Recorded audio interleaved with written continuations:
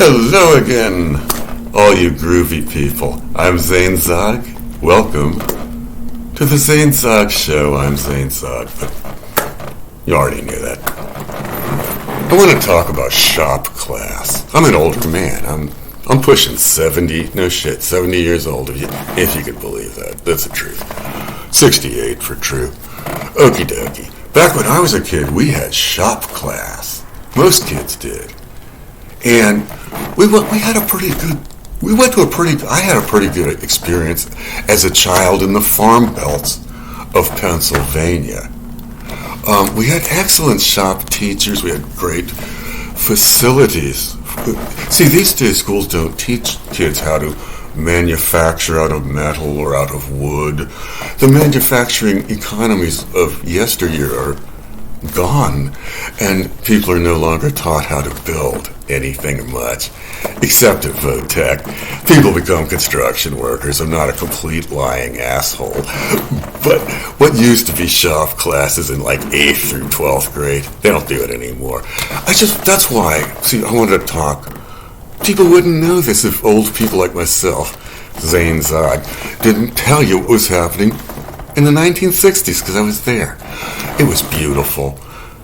Every morning, we had farm subsidies. Every morning, all us kids got a brand new pack of Lucky Strike unfiltered we could roll up in our sleeve. We didn't have to sit there coughing and begging for cigarettes like some people did. That wastes a lot of good school time. And then there's all that shit you learn in shop class you don't learn nowhere else. See, that's where a teacher can help you learn, like, don't do stupid things on the table saw, for instance. Say, our teacher would, like, if you was doing something stupid on the table saw, he'd hit you in the arm with the adjustable wrench, hurt like hell, but you sure as fuck didn't do what you was doing.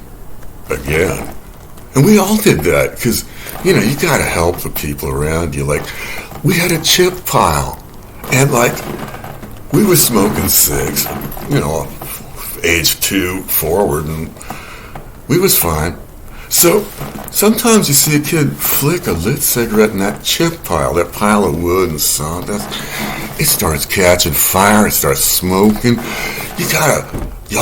the guys got to get together and urinate on that fire before it gets out of control. Then you got to find the kid that threw that cig butt in there.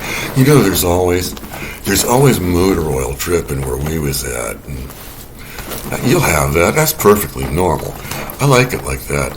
I miss that. I miss the way, automobile, like brake fluid, for instance, the smell of it.